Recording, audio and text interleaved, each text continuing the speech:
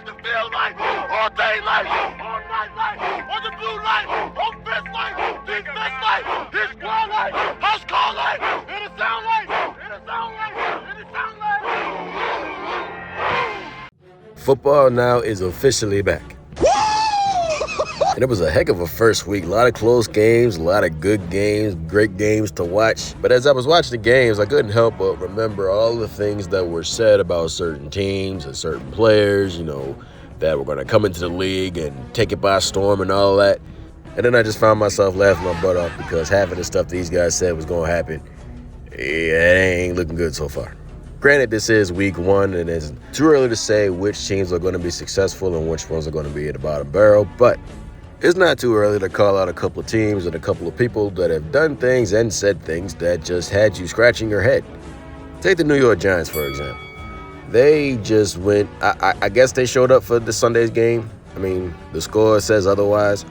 But I really want to know how those guys feel, how the big blue feels about Saquon Barkley and his coming out party for the Philadelphia Eagles. 109 yards and 2 touchdowns. And honestly, I'd like to say I'm surprised, but I'm not. Like the moment the New York Giants decided to extend Daniel Jones instead of Saquon Barkley, I already knew what the future was going to hold for those guys. I knew that organization was in trouble, and we got fans heckling him as he's leaving the stadium. They were in New York. They were at home and got the brakes beat off of them by Minnesota, who lost their starting quarterback this season. So, Big Blue, this decision of y'all's, I mean, we all knew it was kind of suspect, but if Saquon Barkley continues on the path that he's on right now, ooh boy, and he's in y'all's division.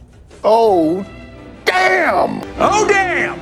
And speaking of quarterbacks, how about Baker Mayfield?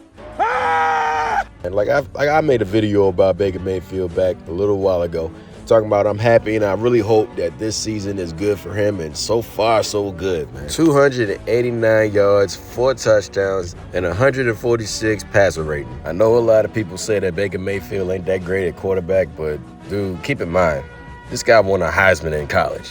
That's not nothing. And the Bucs look like they just picked up right where they left off last season.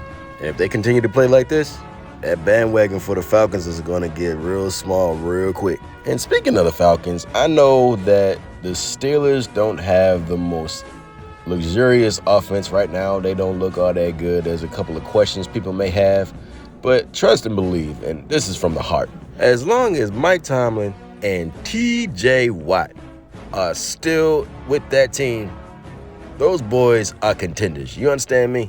Close game in Atlanta. Neither teams are really going far as offense and getting points on the board.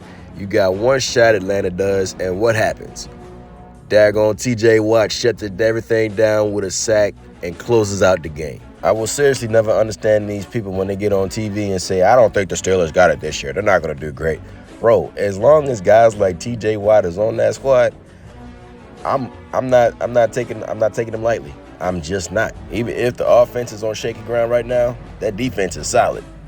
And now we've gotten to the portion of the video where I'm just going to be petty and clown Fanboy on his favorite boys. The entire off-season, Fanboy has done absolutely nothing but talk about the disrespect of Joe Burrow and telling and proclaiming how great Caleb Williams will be the second he steps on an NFL field. And while at home against the New England Patriots while dressed up as Kel's favorite thing, Joe Burrow and his highly praised, highly worshipped, and highly admired offense managed to put up 10 points against a team that was 4-13 last season. And shout out to Jared Mayo on his first win as an NFL coach. And I already know what people are going to say. They're just going to sit there and they're going to be like, oh, the Bengals always start 0-2 and then they catch fire and then they just slash the entire NFL. And that is an interesting formula that they decide to use if that is the case. But I got news for you. Any team that has their quarterback getting sacked every single week, like the Bengals have ever since Joe Burrow's been in the league, how long do you think you guys can keep that up? And if I'm going to talk about Joe Burrow, I damn sure got to talk about Fanboy's number one prodigy, the number one guy, the guy who's going to come in and just annihilate and make every quarterback look irrelevant, Caleb Williams. Williams under pressure. That is a big man chasing him. And Williams unable to get away. What a twist! Are you kidding me? Seriously, are you kidding me right now? I'm going to look at this. I'm gonna look at this and I'm gonna say two names: C.J. Stroud and Lamar Jackson. Now, according to Fanboy, Caleb Williams is going to makes Lamar Jackson look irrelevant. He is way more talented and way better than Lamar Jackson. What? Cheryl? And collectively, what I'm going to say is for Caleb Williams, he must surpass C.J. Stroud's rookie year. He has to.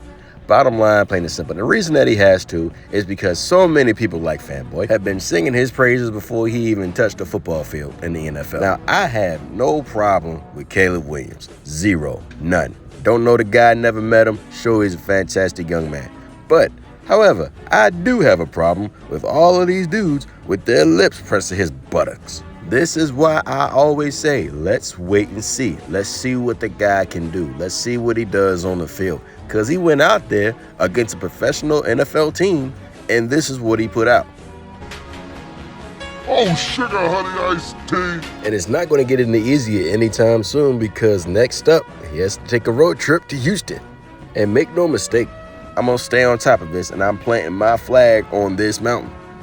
He must surpass C.J. Stroud's rookie season, since he's going to be the greatest of all time. And C.J. Stroud came in youngest quarterback to win a playoff game, most passing yards in the game by a rookie, touchdowns in the game by a rookie. So yeah, if Caleb Williams doesn't do any of this, and yet alone make the playoffs with the Bears, I'm going to have some questions. And like I said, this is week one. It's week one. But I'm keeping my close eye on this guy. And trust and believe, I'm going to be watching every single one of these guys that was singing his praises before he stepped on a football field. Because if you're bold enough to go out there and praise this guy before he even plays football, if it blows up in your face, you need to go ahead and take ownership on that as well. And you know what? I'm going to take it a step further. I was a firm believer that the Chicago Bears should have kept Justin Fields.